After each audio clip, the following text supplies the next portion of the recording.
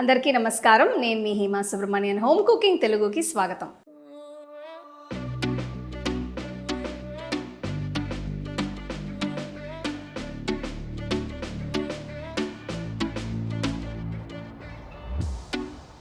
ఇవాళ నేను మీకు ఒక మంచి టేస్టీగా మంచి రిచ్గా ఉండే ఒక స్వీట్ రెసిపీ చూపించబోతున్నాను. ఇది రబ్రీ జామున్. రబ్డీని కూడా అంటారు. ఇది చాలా టేస్టీగా ఉంటుంది. ఇప్పుడు ఈ స్పెషల్ స్వీట్ రెసిపీ ఎలా చేయాలో చూద్దాం. To watch this recipe in English, click on the link given in the description box. మీకు ఈ రెసిపీ నచ్చితే లైక్ చేసి, షేర్ చేసి హోమ్ కుకింగ్ తెలుగు ఛానల్కి సబ్స్క్రైబ్ చేయండి.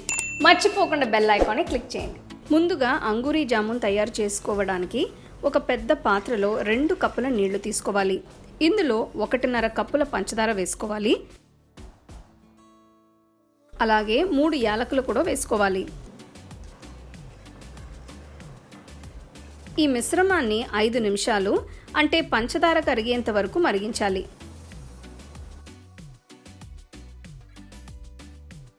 ఆ తర్వాత పొయ్యి కట్టేసి ఈ సిరప్ని పక్కన పెట్టుకోవాలి.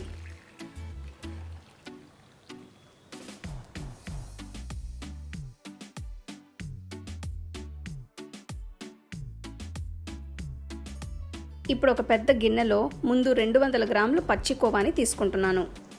ఇందులో 3 టేబుల్ స్పూన్ల మైదా పిండి, 1/2 టీ స్పూన్ బేకింగ్ పొడి, కొన్ని కుంకుమ పువ్వు రేకలు, 2 టేబుల్ స్పూన్ల పాలు వేసి కలపాలి. ఇది మెత్తటి పిండి ముద్ద అయ్యేంత వరకు కలపాలి. మీకు ఇది మరీ అతుక్కుంది అనిపిస్తే కొద్దిగా మైదా పిండి వేసి సరిచేయచ్చు. ఈ పిండి స్మూత్గా అయ్యేంత వరకు కాస్త మర్దన చేయాలి. పిండిలో నుంచి చిన్న చిన్న పోర్షన్స్ తీసి జామున్స్ లాగా ఉండలు చుట్టుకోవాలి. వీటిలో క్రాక్స్ కానీ రింకిల్స్ కానీ లేకుండా ఇలా స్మూత్గా ఉండేట్టు తయారు చేయాలి.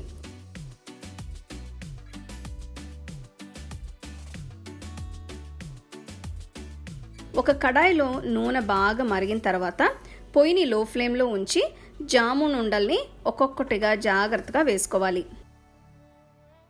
వీటిని మధ్య మధ్యలో తిప్పుతూ ఉంటే అన్ని వైపులా సమంగా వేగుతాయి.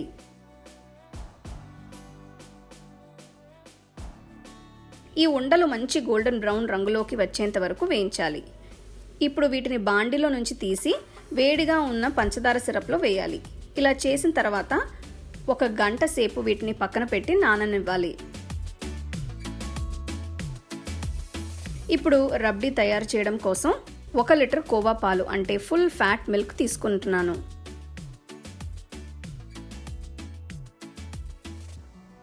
పాలు సగం అయ్యేంత వరకు మరిగించాలి. మధ్యలో గరిటెతో తిప్పుతూ ఉంటే అడుగు అంటకుండా ఉంటుంది. చూసారు కదా, పాలు సగం వరకు తగ్గి చక్కగా క్రీమీగా తయారైంది. ఇందులో ఇప్పుడు 1/2 కప్ పంచదార, 1/2 టీ స్పూన్ యాలకుల పొడి, కొన్ని కుంకుమ పువ్వు రేకులు వేసి ఇంకొక 5 నిమిషాలు మరిగించాలి.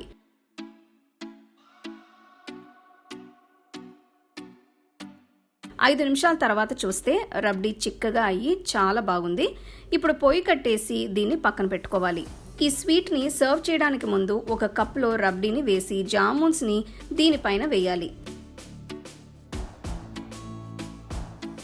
గార్నిషింగ్ కోసం తరిగిన పిస్తా పప్పుల్ని వేసి వెంటనే సర్వ్ చేసుకోవచ్చు. ఈ స్వీట్ని వేడివేడిగా తింటే అద్భుతంగా ఉంటుంది.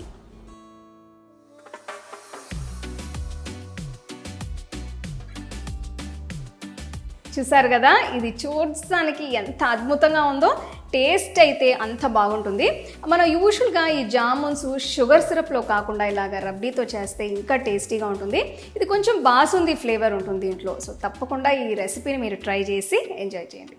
You can get a copy of our first edition of the home cooking book on 21 frames.